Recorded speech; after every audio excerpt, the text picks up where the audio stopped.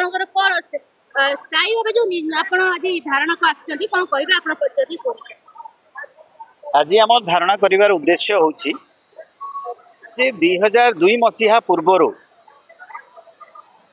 केवट कैवर्त धीवर जो caste certificate गुड़ाक नहीं सेटा होची फर्जरी सर्टिफिकेट कहीं 2002 पर से माने केवट कैवर्त धीवर अनुसूचित जाति तालिका अंतर्भुक्त होते तो ता भितर आपणकर वर्तमान रो जो मंत्री अछंती स्वास्थ्य मंत्री डॉक्टर मुकेश महालिंग से 1978 रु पाठ पढ़ारे हायर एजुकेशन रे एवं 1989 रु 2002 पर्यंत सरकारी चाकरी करिसंती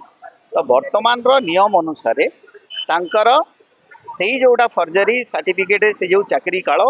एवं पाठ पढ़ा होते सेटा रिकवरी हेबा कथा तांकर नारे क्रिमिनल प्रोसीजर आरंभ होबा कथा जोटा कि आपणकर मिलिंद केस रे चंद्रभान केस रे अछि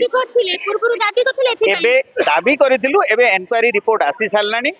मुकेश महालिंग तांकर मंत्री रो पद मर्यादार दुरुपयोग करिकरी आरडीसी माननको सेटा चपई रखिछंती तो सेटा जदी प्रोक्लामेशन हेबो घोषणा हेबो तांकर मंत्री पद जीवो सेति पई से दबई करी रखुछंती आमे गवर्नर को टाइम मागिथिलु एठी मध्य से चंचकता करिकरी सेटा हमको गवर्नर तो नहांती अन्य काहाको सर हमर आलोचना हेबा पई डाकिछंती वर्तमान आमे जाउछु तांको आलोचना करिबा पई धन्यवाद।